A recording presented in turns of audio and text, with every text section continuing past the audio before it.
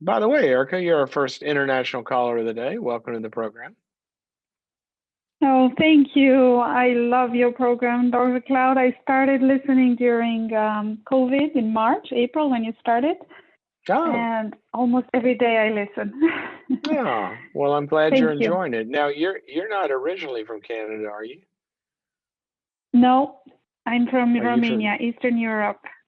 I was about to say you're from Eastern Europe somewhere. Oh, good job. Yeah. Yes. Oh, I can't believe I'm talking to you. I'm so glad. I've learned so much from you over the past 2 years. Coming from a different culture, there's so much dysfunction that we're not aware of, and it's Yeah. helped me immensely. Well, you know what, Erica? Here's what I've discovered. That in the different cultures, it's kind of interesting. There's no shortage on dysfunction in the human race. I mean, it pretty much spans the globe. But it's interesting how different cultures have their own flavors. It's sort of like families. You know, Hmm. some families, it's like their dysfunction is all about, they're too detached and not connected enough. Other families are they're so overconnected, there's no individual expression or separation. And it's interesting how, but no culture survives being on this planet without some kind of dysfunction. Anyway, this is Uh, uh, my observation. So how can I help you? well, what you just said, and also the caller before, and your comments all tie into this. So, my situation is I am married to somebody that is from another culture, from Africa, and we've been married for over 15 years. And, we've had a lot of I find there are cultural issues of seeing things, how things should work in our family with children. And we live in Canada, so another culture here, trying to adapt and, put it all together. So for Where me, did why y'all I'm get married? calling you, we got married Where in France. so you were both living in France, you got married, and then you moved to Canada. Yeah, more or less. Yeah, I was already living in Canada before that, but yes, Okay. yes.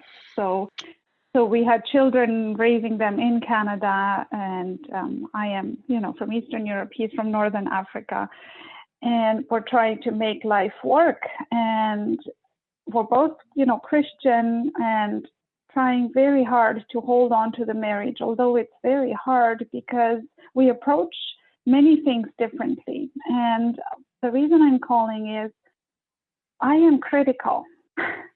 I grew up in a critical culture where we I we love it. criticize. I love it.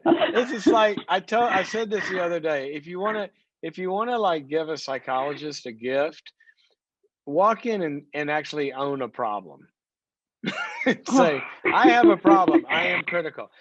We never get that present. People walk in and say, my husband's such a jerk. My wife's such a jerk. It's never about I've got this thing I need to work on. So you know what, Erica, you get Caller of the Day award. So anyway, Thank you. hi Erica, you're Honestly, critical. God bless you. I'm glad. I I'm glad that you've help called. So me.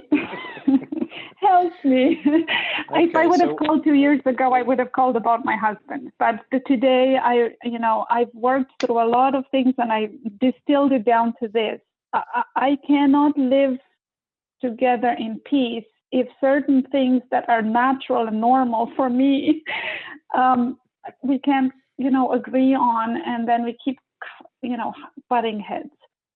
okay. How do I stop being critical about those things? Well, For well, get example, what do you when you you say you're understand? critical? Yeah, give me an example. When you say you're critical, what do you do?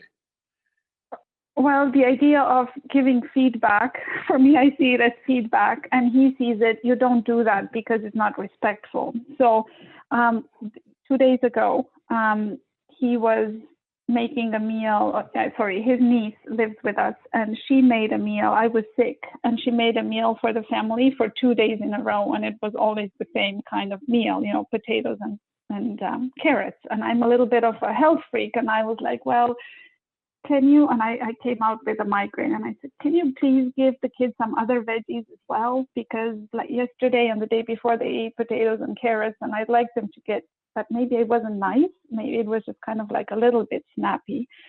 And then my husband said, you don't ever do that. You don't make a comment like that to somebody who has made a meal. And I said, I loved the meal. I thank you very much, but I just want something else with it, like, some other veggies. It's good to have a rotation. And he said, but you don't. You just accept what the person did and you say thank you and your gratitude, And and this is just a little example, but the point is always, I find I give feedback and I'm honest if it's not, what it should be or what I'm expecting or what I think is better for the kids. And he says you just accept the way things are because you're respecting him as a person or his niece as a person that made the meal. Okay, so why don't we say that all of this is important? Okay, why don't you validate? Here's a good way to stop being critical. Why don't you validate? Sit him down sometime, not when there's a meal being cooked, right? Some other time where you're apart from all this, and say, so you know what I was thinking about this, and I think we both have some valid points here. Okay, I think you're very right, and certainly we want to respect our niece.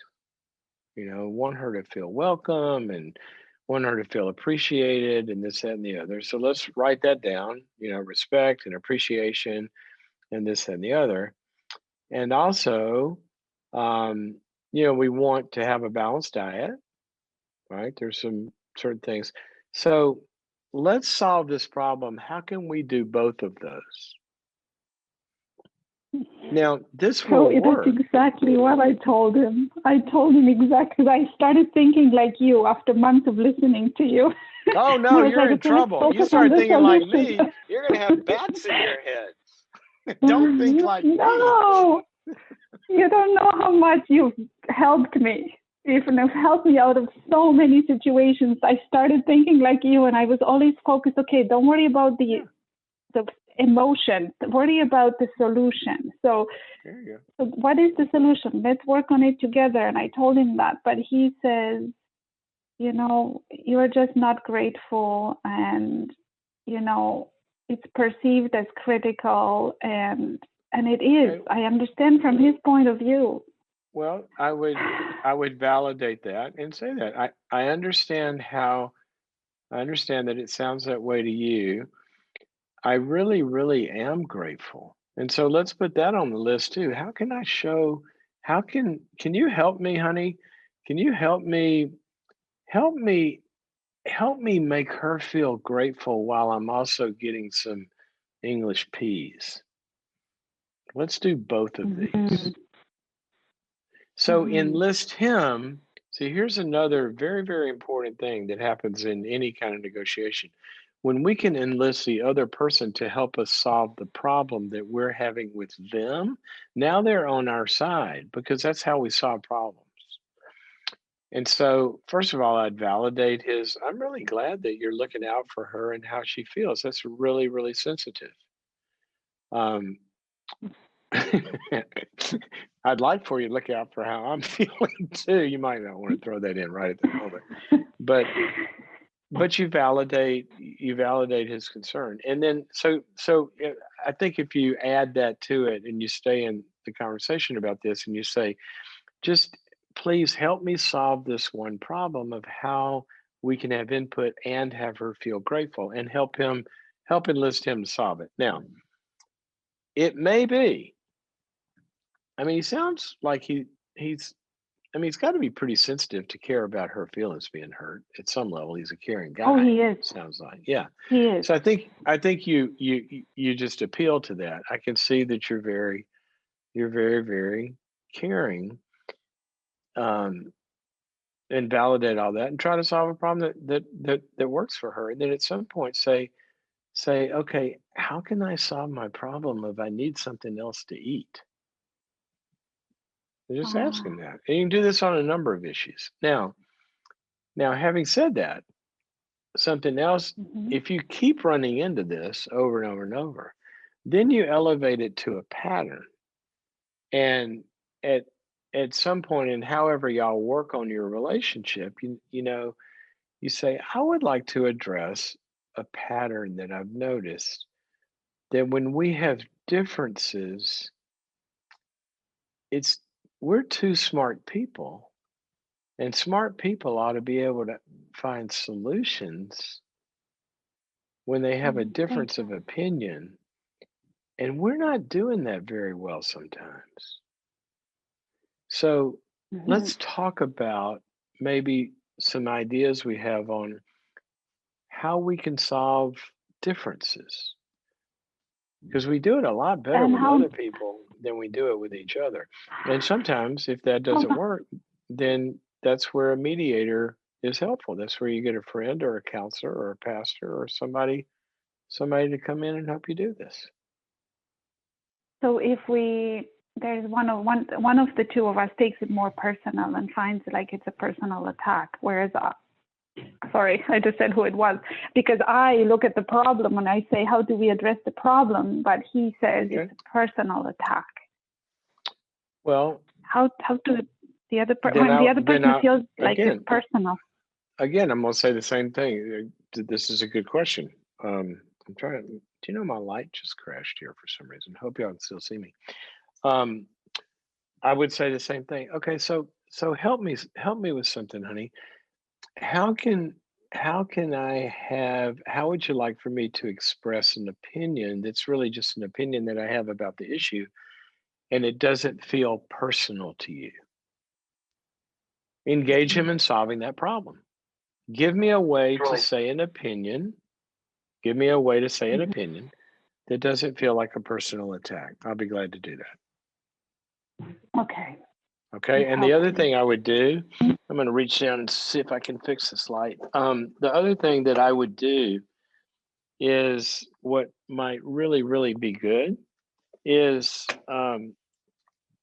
is, and I don't know if you can do this now or later with COVID, but get into some sort of, I'd love to see you in a couples group where he sees, he might not have ever seen a man take criticism or different opinions without taking it personally. Might not have ever seen that modeled. Might not have ever seen people process stuff. I don't want to be sexist about this, but there, one of the things I have seen. Sorry, guys, if you're watching this as well as listening, I'm moving around a lot because I'm trying to fix this light.